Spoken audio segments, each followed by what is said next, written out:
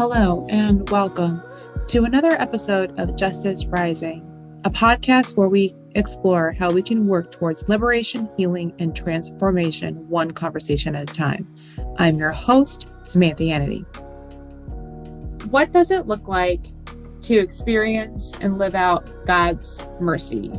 And how do we extend that mercy to and from the prison cells? On this week's episode, I sit down with Jennifer Kelly, Executive Director of JRJI, Jesuit Restorative Justice Initiative Northwest, as she talks about her experience working with people behind the cells, modeling for us the example of how to live out restorative justice practices. Thanks for joining us. Jennifer, tell us what all you do. You've been doing a lot lately. Where are you at currently? Well, first of all, thanks for having me today, Samantha. So Jesuit Restorative Justice Initiative Northwest does a number of things, but at the heart of our work are programs behind bars. Beginning in August, I was able to get a new badge that has allowed me back inside. So I'm doing a lot of pastoral work and pastoral care with men at Monroe Correctional Complex. And I've also started a new program called Enter at Kent Regional Justice Center for Women. And that's a program that I meet with women one-on-one in booths where I'm on the phone and we have plexiglass between us because at the Justice Center, they're not yet having group meetings. So I'm 3 days a week now in correctional facilities and the rest of the time working on other aspects of the organization. We're still in the founding stages. So what is, I guess, the fundamental difference between when you work with the men and when you work with the women? Wow, good question. I would say that with the women, there's a certain emotional vulnerability that comes more readily. When I was getting ready to start the program in Kent, they were looking for programs for both youth who were just aging into the adult population and for the women. And actually, I was going to do a little of both, but things have changed with the youth system right now. So there aren't as many at the Justice Center. But what they had warned me about was they said, we don't think you should meet with more than 3 or 4 women per day because their stories are so painful and it will be a lot. And they mentioned that I would be meeting women who had been trafficked, who've experienced all kinds of violence and abuse and domestic abuse, as well as usually are separated from children, and that it would be a lot to listen to. And in fact, that's very much been the case. It's I find the women incredibly resilient and courageous, and I really stand in awe of them. In fact, I know I'm not going to get this quote exactly right, but each week when I sit with them, I keep remembering something that Father Greg Boyle from Homeboy Industries said when I was at one of his talks once. He said something like, it's amazing that we judge people for how they live their lives or how they carry their burdens rather than standing in awe that they carry them at all. Mm-hmm. Now, that's not an exact quote. He said it better than that, but that's how I feel every week when I sit with the women. A lot of them were forced out of dysfunctional homes as early as 13, 14, and were living on the streets or bouncing around in foster homes. With the men, backgrounds of trauma and abuse and neglect and violence and addiction in the home, those things are also common, but it takes a lot longer for those stories to be revealed. And there's a certain culture in prison for men and how they're expected to carry themselves. And so when they first come to our programs, for many, they'll say it's the first time since they've been locked up that they're sitting in a room where a space is kind of created and held where they feel free to talk about themselves. So what I've noticed sometimes with the men is we spend a little more time dealing with intellectualizing, which I never judge. I totally can understand. We go inside, whether I'm on my own or with a team, they don't know us. Why should they trust us right away? And so sometimes with the men, they're speaking from their heads, maybe occasionally, quoting Bible verses a lot, or and that's really interesting. The intellectualizing is the difference. Yeah. Yep. But then what can happen is we get to the stories of their own experience, often of being victims long before they victimized anybody else. And it can be incredibly poignant. And on our JRJI retreats with men behind bars, there's a lot of tears there as well and a lot of Kleenex going around. It just is a more delicate process getting there. And we don't ever create situations where we're trying to force people to be revelatory or to emote. I mean, our goal is to create a safe space for people to engage at the level they're comfortable. But it always feels like an honor and a privilege at how authentically so many people show up. I'm really sitting with all of this because I think what's interesting, I'm not trying to gender stereotype, but I feel like there's a different, when you describe both sets of individuals, how the men that you've interacted with have processed things and how the women have. And correct me if I'm wrong, but what I've heard was that it seems like the women that you interact with are often incarcerated because I hear victims in both scenarios, but I hear primarily things like they got incarcerated because they were, victims of trafficking, for example. Mm-hmm. But it feels like with the men that you interact with, that victimization started primarily when they were younger, and then through socialization, they became the perpetrator later on. So it's kind of a different cycle. I don't know. Do you see it that way, or is it different? Well, in all cases, I tend to find that people that are behind bars have had incredible amounts of trauma from a very early age, usually. Otherwise, there could be extensive mental health issues or something like that. But I think when we look at how boys and girls are socialized, and I also want to recognize gender spectrum here, but traditionally in our culture, how we label boy behavior and girl behavior. Men are socialized not to cry, not to feel. And in prison, that masculinity, toxic masculinity, gets amplified. So you hear a lot of slur words around men that aren't perceived as being tough and masculine enough. So I think it's not surprising that in men's prisons, you meet a lot more violence, men who are incarcerated because of acting out violence against somebody else, another person. Whereas it seems a lot of the time in county where I'm meeting the women, or when I was at Purdy one time, meeting women who have committed non-violent offenses, more check forgery, lot of drug offenses, prostitution. So there are violent offenses occasionally, but it just seems that we are socialized to act out our trauma differently. And I definitely see that reflected in the incarceration system. In both cases, though, the trauma base and the way society has failed the people that I meet is abundantly clear. I meet a lot of people who spent years in foster care, and many who are experiencing generational incarceration because parents were incarcerated. And of course, a lot of racism, institutional racism that they've been affected by, systemic racism, classism, poverty. The list is endless of the deficits and disadvantages that most people have experienced before being locked up. And one of the things that crosses my mind, Samantha, and you've probably seen this, is once in a while, we see in the news a really egregious case of abuse of a child or a series of children in foster care. And it gets a huge reaction. And society wants to have the head of DSHS or the particular social worker involved, and just cannot believe, and rightly so, that these children have been failed. And what happens, I think, often cases is that those children grow up and the intervention didn't happen when they were children.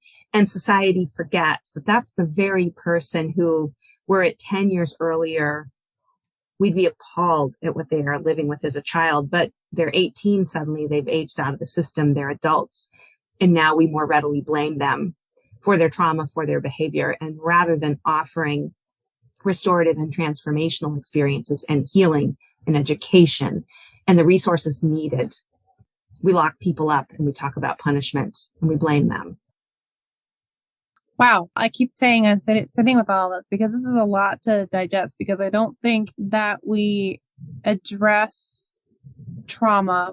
I don't think our systems are trauma informed. I think that's a huge part of the issue. And I don't think we understand what happens to people and why they act out. They might act out or might be responding or in survivor mode. Like what happens when folks are in survivor mode. Mm-hmm. And so I'm wondering, like, when they enter into these retreat spaces, what happens? Does this, do these spaces open up a pathway for healing?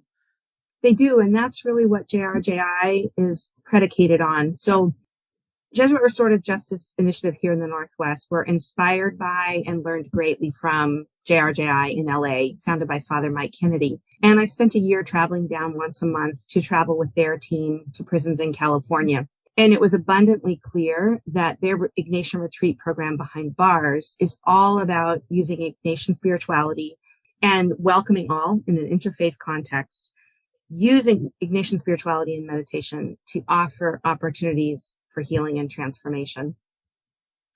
And that's definitely our goal. And there's so many extraordinary, what should I say, like the foundational elements that Father Mike seeded into the program that are just sheer brilliance, and that in witnessing them was profound for me in bringing them back to Washington State. And so there's a few things.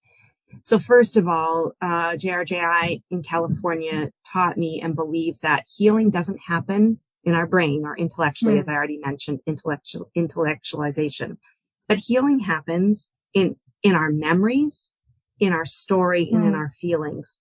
So one of the things that we do on our retreats, we get together, we start the day, we actually have a lot of fun. We have music, we often have some joke telling, but eventually we have a theme and we get into small groups. And in a retreat day, we have 2 cycles of meditation where a gospel-based story has been transformed to be a meditation, usually written by Father Mike Kennedy, sometimes other meditations that we use, but a gospel-based meditations that's been kind of tweaked and transformed to reflect the lives of people who've somehow gotten caught up in the incarceration system. Could be someone who's committed a crime or a mother whose son or daughter's incarcerated. And they're very deep meditations accompanied by music. And so these meditations are led silently. And when the meditation is finished, all the participants place their hands, palms up on their knees. And we have little containers of scented lavender oil. And one person in the circle, and it's always one of the men or women, we ask them if they'll be the blesser, which is really interesting. Wow. It's a powerful, They look shocked and moved, like, I can bless. Yeah. And one of the things we're saying is, yes, you can. So when the meditation is over, we all place our hands, palms up on our knees, and a person just silently kind of puts some oil on each person's hands. And we invite people to rub our hands together and to maybe bring our hands up to our nose and take in the scent of the oil, place our hands on our heart. And I have to add the caveat, of course, this is not happening during the pandemic, but this is what was happening prior, and we'll come back someday. And part of the reason for that is that Father Mike, another kind of principle of JRJI, is recognizing that prisons lack beauty, and beauty is healing. Mm-hmm. And the scent of the oil, and the feel of it, it's remarkable to watch how much it means to people because it is beautiful. So then people receive that blessing, take in the scent and the feel, and then they're invited to pick up their journals and a pencil and a question. And the question is always based on the meditation, and it's based on memory. So the questions will start with, I remember. And it might say, a really powerful meditation is called, you are a good man, or you are a good woman, or you are a good person. Depending on the context, we use different words. But so it might say, I remember a time I was told that I'm a good person, or I'm a good man, I'm a good woman. And then I remember. And the participants are taught to start writing immediately and not to sit and think. And to write out the sentence first, just to get the flow going. I remember a time. And then if they get to the end of the sentence, not to stop writing, if nothing's there yet, just to write the words, I remember, until something happens. And Samantha, it's extraordinary. It's like a zipper often for people. It opens up something. And so people just start writing and writing and writing. When all of that is finished, we then have the period of small group sharing. And people are always invited to share anything that they would like to share. No sharing is forced. And what's remarkable is to experience the reverence with which people listen to one another. So each person in the circle is invited to share if they'd like. We have little battery powered candles in the middle of the circle. And so whoever is speaking picks up the light and holds the light while they speak. Oh, wow. And they either put it back down in the middle of the circle for someone else to pick it up, or they hand it to someone. But we try to use as many symbols as possible to confer dignity to our participants. We usually have about 3 go-rounds. We first share, each person shares what happened for them during the meditation that they want to share. Then based on listening, we don't have dialogue. We don't give one another advice or feedback, but we simply have a second sharing that would be, has anything else been triggered in me based on listening? And then we usually go around one more time with something like, is there a gift or a grace I received by listening, by speaking and listening in this circle? And the small group leaders can tailor the questions. But it's just remarkable what happens in the circles. And the number of times we've been told, I haven't been able to talk like this and be real since I've been locked up. So that's our goal, is to help people to get into their memories. And I did mention that you are a good man, good person, good woman meditation, because from what I've seen, in many ways, it's the most powerful.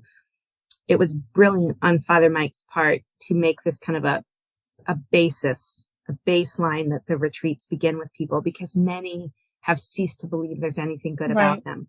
But when they go to their memories, very often there's a memory there. It could be a neighbor.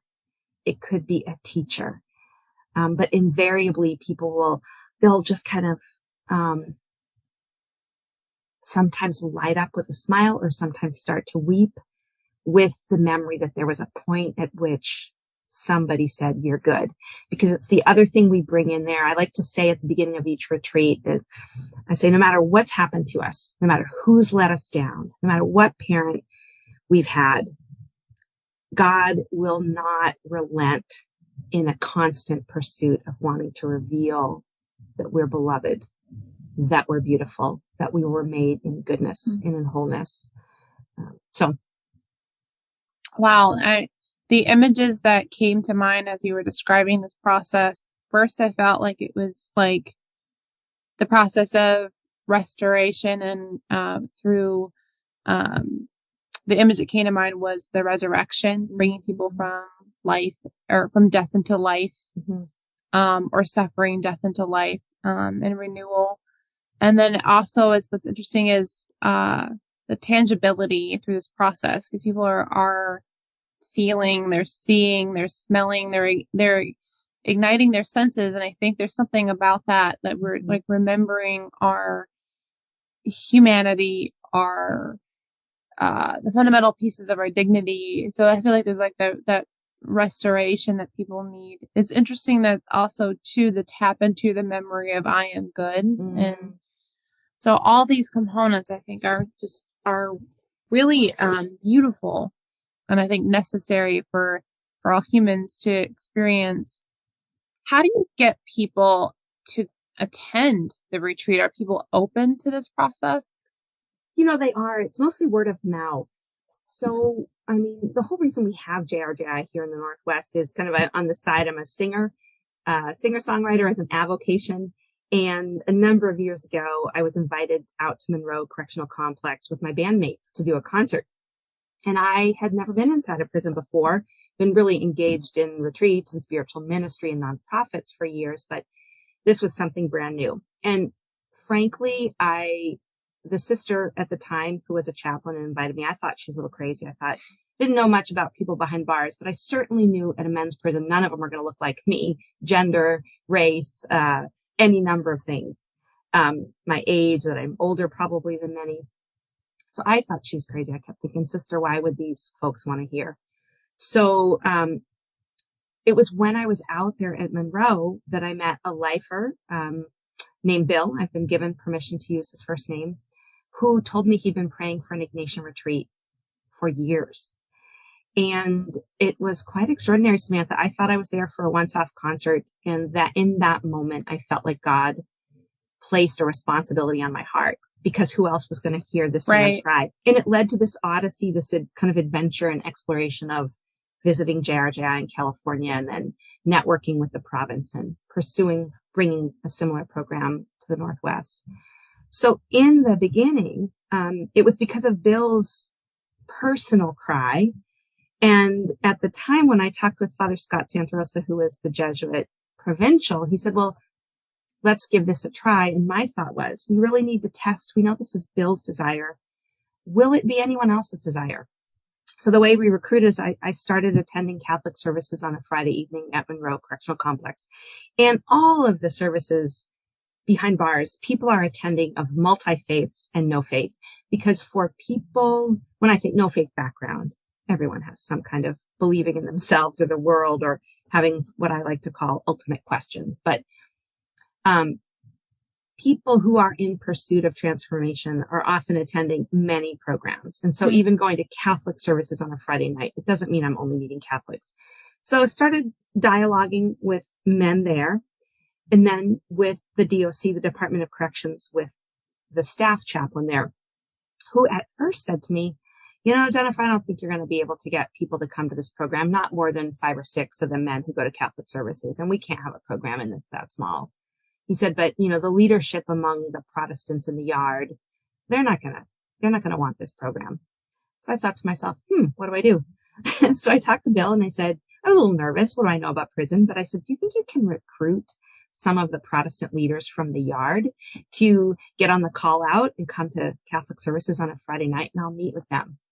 So it was May of 2016, about a year after I first went in, and a small group of who were considered Protestant leaders from the yard came in, and I talked with them about what the program would be like, asked them if they would be open to participating and to welcoming an interfaith program.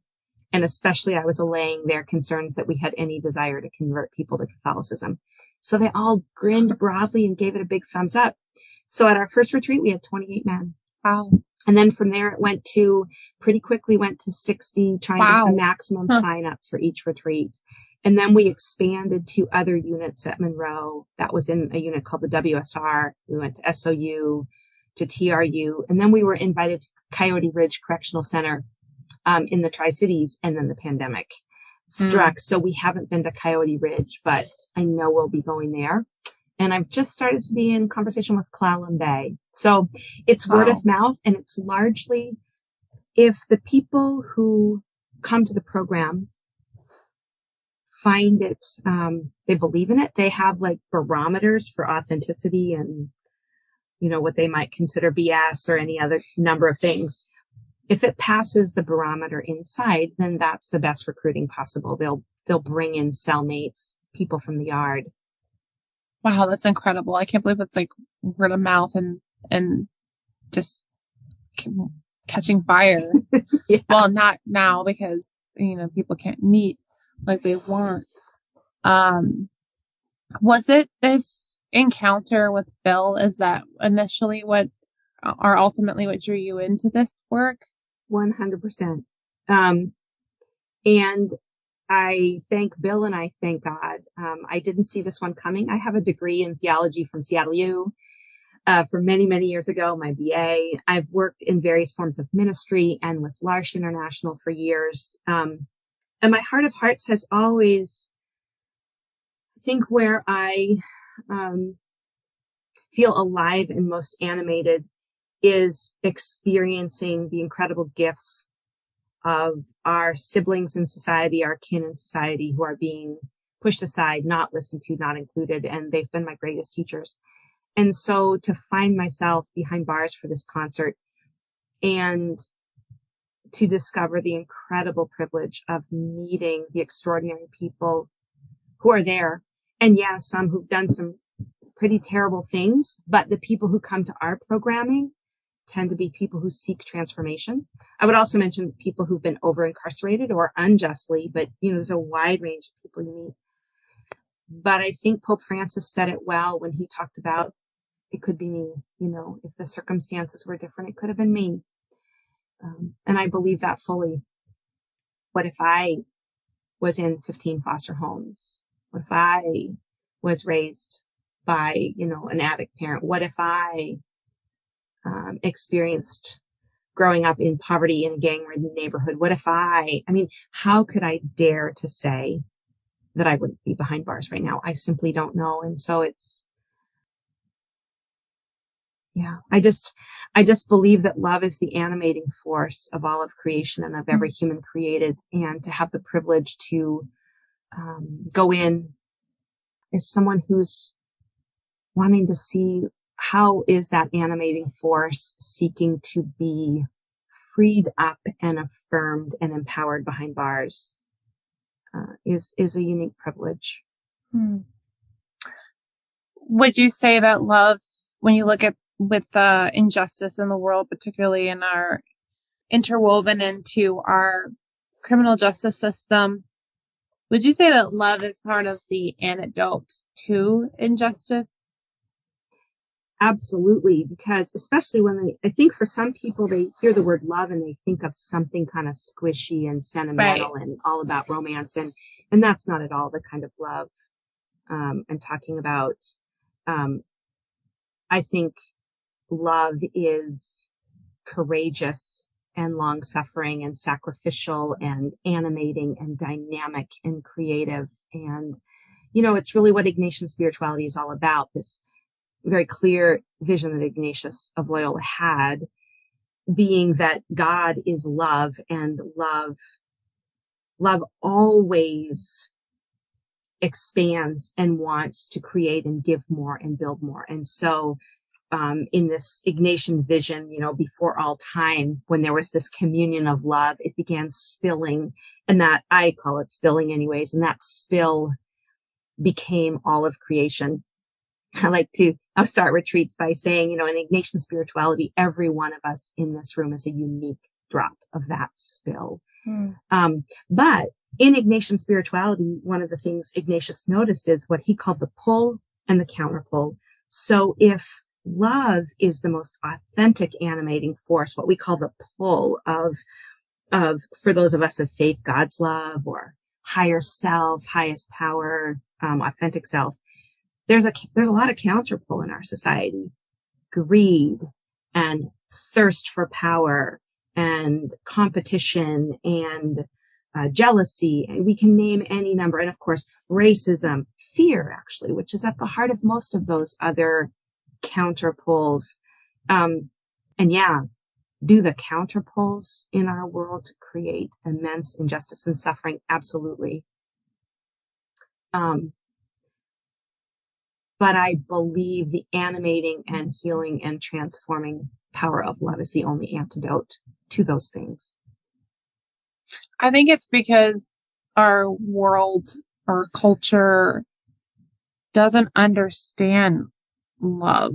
We think it, like you said, romantic, and not to disparage that, but I think in this context, the way that you described these encounters, particularly with these retreats, that's more of this life-giving, sacrificial, agape love that's present throughout the gospel, like how Jesus called Peter, do you love me? And he answered in the capacity that he was able to respond to. But I think what our call is that call to service, of foot washing, of sacrificing, of kind of seeing the other person fully. Yeah. As you say this, I'm thinking about one of the sources of healing love I experience in my own life in a very concrete way when I'm suffering, when I'm really down. One of my favorite things is to get in the car with my husband, Jerry, and he drives, and we can drive for hours silently. And maybe he'll reach over and pat my hand. Maybe we'll listen to music, but it's like we're driving along together, and it's healing. And I think about it, it's like for folks behind bars, some of what we're doing is we're getting in the car and saying, I'm going on this drive with you, and I'll be here by your side. We'll figure it out while you figure it out. I just want to sit in the car with you and go with you because we're connected, because we're kin. Yeah.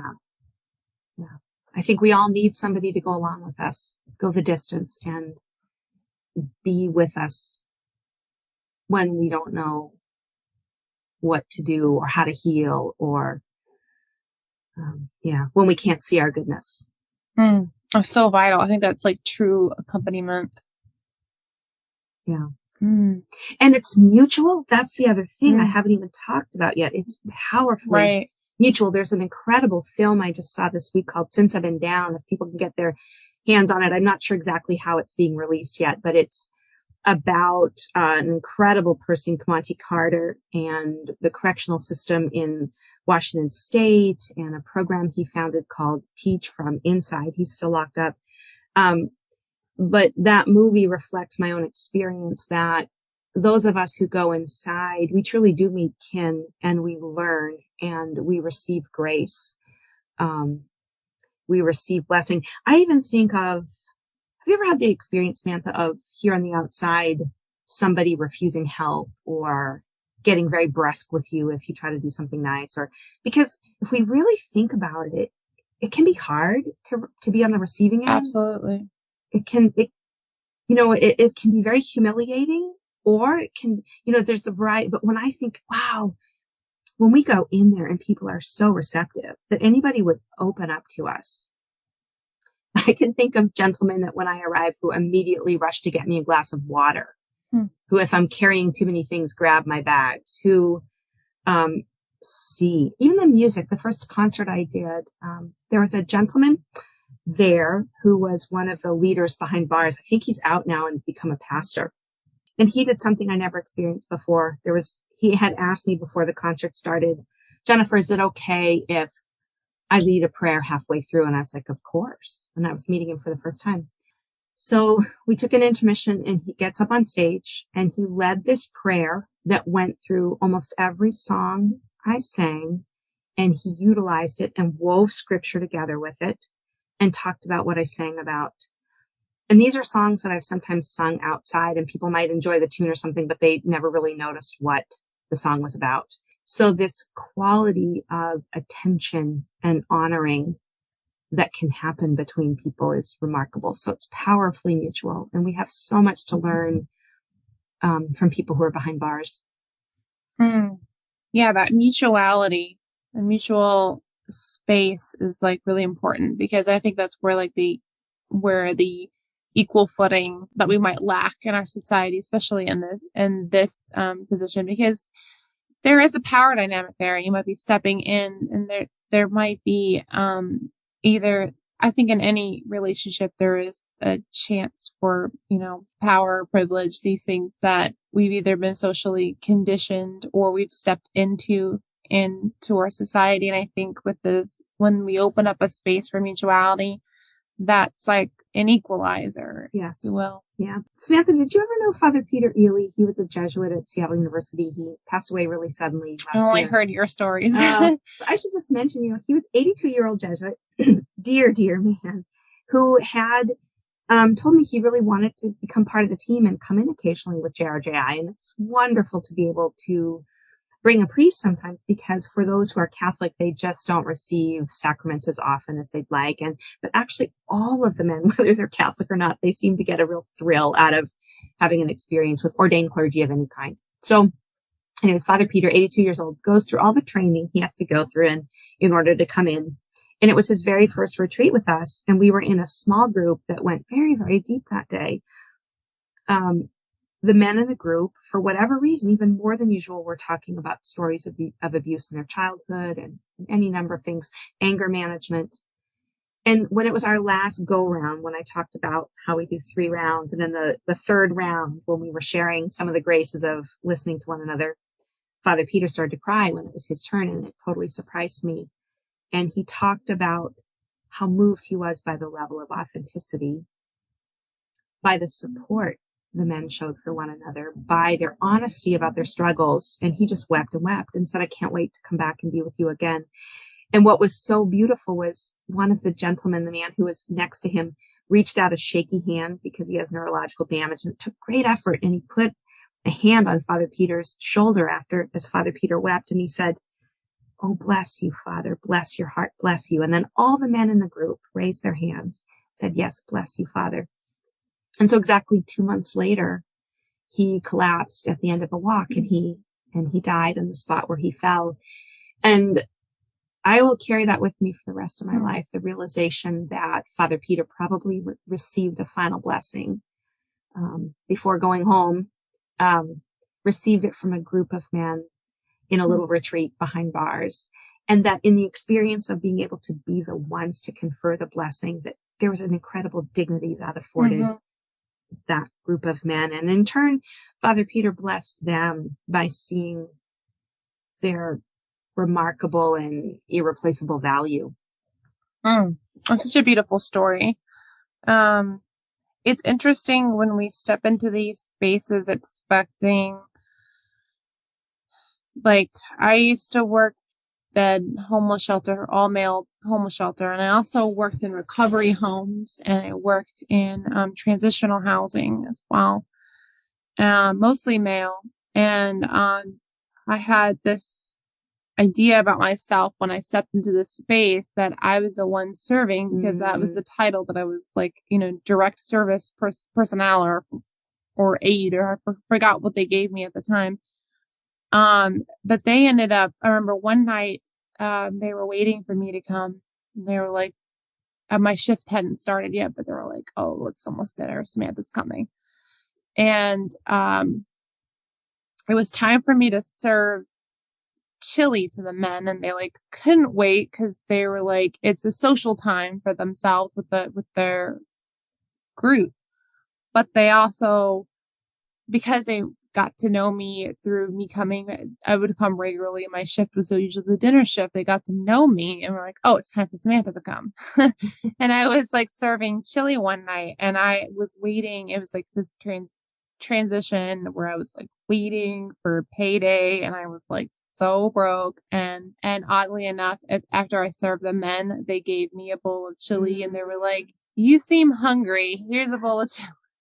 And I was being nourished in a way that I in more ways than one, where I was it was humbling in the sense that thought that I was the one being served, I thought, or serving, and then I was the one being served. And it was blessing them to bless me. And that was the strangest moment of my life, when I thought, I'm putting on this role and they're the ones blessing me. I love it. What strikes me with that story is that you were seen. And I almost forgot about that, how much I feel that at the heart of our program is a mission to be seers, and to see people who've far too often been unseen, and probably are so used to being unseen they don't even ask for it. But it's interesting with the Enter program with the women. I was asked to create a program for Kent Regional Justice Center that was not religious, which is great. I mean, I love that JRJI is starting to have robust programming, that's explicitly retreat based, and the Enter program, which is really a program of self-exploration that's not religious based. I feel like I had to use my detective skills to create an Ignatian program without it being explicitly religious. But that's what I feel like I'm doing there when I sit across from the women, and I feel like my detective work is to pay keen attention and see. And especially see those moments of their beautiful, authentic self showing up in ways they have not seen themselves, and then to simply hold up a mirror. It's also interesting, since it's a non-religious program, and I think of 5 women I've been working with so far, 4 have started talking about God. So we end up in that area anyways. But, yeah, I'm blown away by what the women haven't seen about themselves that seems so abundantly apparent when you pay attention. Just incredible amounts of beauty and resilience and goodness there. Mm. Before you entered into this work, was there a moment of draw into justice work, or was there a moment in your life where, I guess, a transformative moment that for you that made you think, I should be doing some form of prison ministry or justice ministry or ministry in general? So yes. And it's interesting though. It goes right back to my earliest childhood. And for two of my main ministry calls in life, there were little foreshadowings that I didn't know. But I'm originally from Boston area. First generation, I was the first to go to college, graduate from college in my family. My mom's side, shoe factory workers. And my dad's side, Irish. And his dad did architecture, but wasn't in college. And anyways, my dad was in the Second World War. But the Irish side of the family classically had that great compassion for the underdog, which is typical for the Irish. And I was raised with that with my dad. And it's funny, anyone who knew him, if anyone's listening and they knew my dad, they'll laugh at this. He was a person who actually kind of lectured a lot and had a lot of opinions. And I did learn from those somewhat, but more, I learned from what he did. And he was always popping into McDonald's, for example, when we were in downtown Boston to grab some food and give the food to homeless people. Or we used to drive through, he would drive us through the worst sections of Boston that were between where we lived, very blue collar, but where we lived in downtown. And he would sometimes get off the freeway and drive the areas that other people considered unsafe. And he would simply say to us, I want you to see this, and to know that this is how some people are living. And so he very much believed in kind of actively engaging in the world and caring for one another. So here's interesting. So the earliest memory, it's funny you asked this question because I was thinking about it yesterday. We used to go, if anyone's from Boston, they'll know, we used to take the train in town and go to Arch Street. Arch Street was, St. Anthony's Shrine was on Arch Street. That was my old accent. And they had, a chapel on 2 floors, and Bostonians call it getting mass. If you went in to go shopping on a Saturday or Sunday, you could get mass on the half hour, and you really didn't even need to plan. The family, we'd be in town doing our thing, and then we'd just walk over to Arch Street and go to mass. So I was somewhere just before 5 years old. And we were at Mass at St. Anthony's. It's a Franciscan parish. And I've never forgot that the Franciscan that was preaching Gospel was the Beatitudes. I have no memory of what he said, but what he said caused a burning in my heart.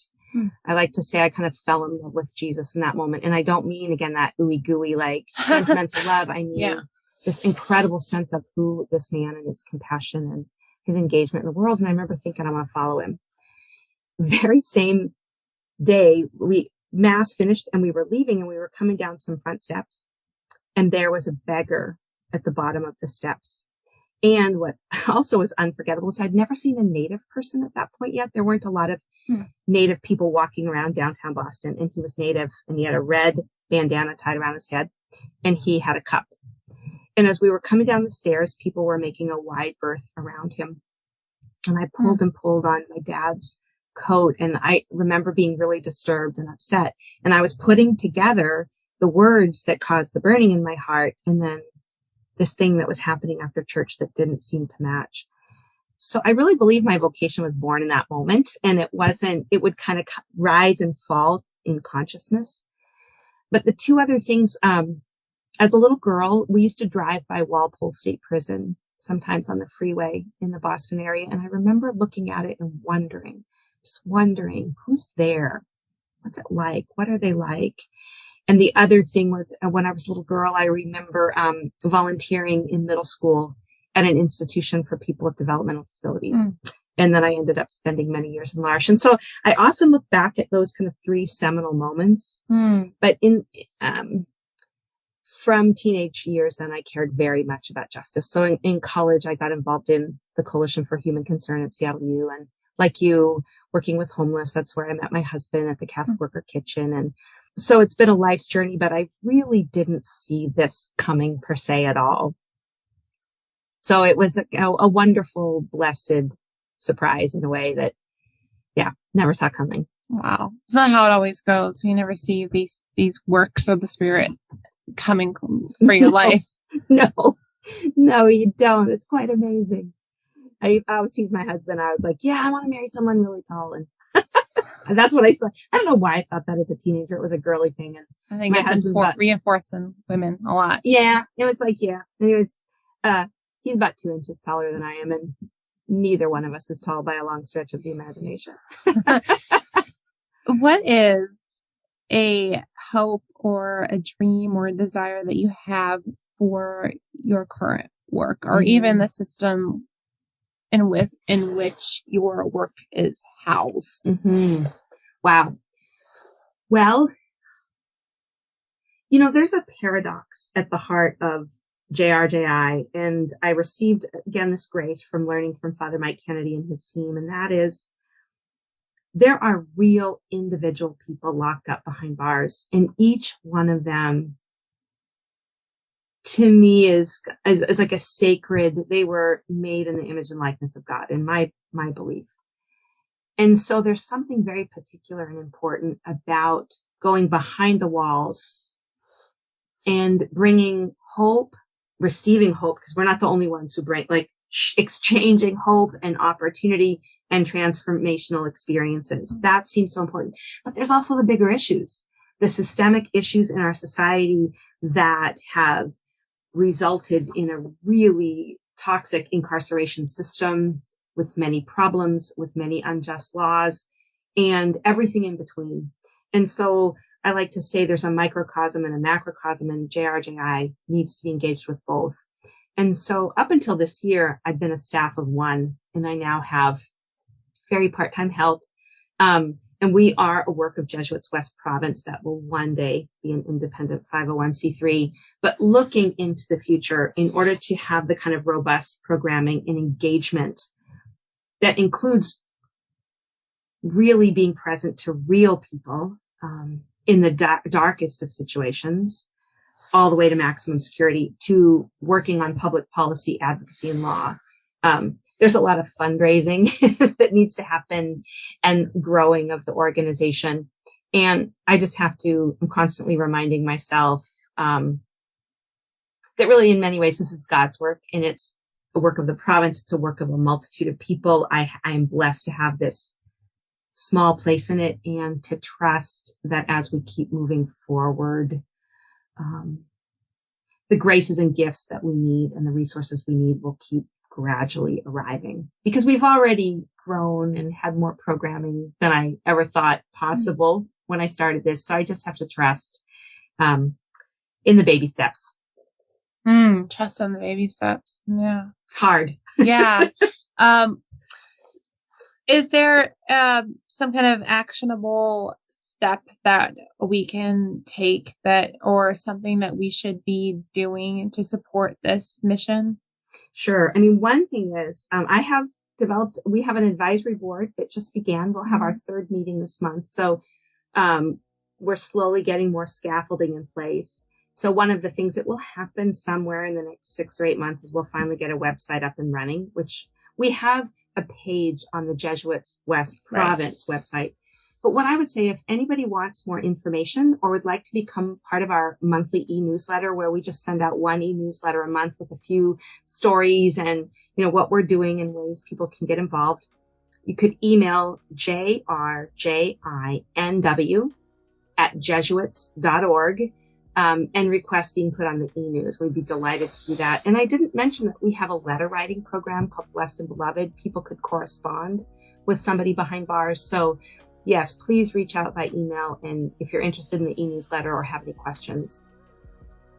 Oh, fabulous. Thank you, Jennifer, for all this sharing. Thanks for having me, Samantha. It's been good talking with you. Appreciate it.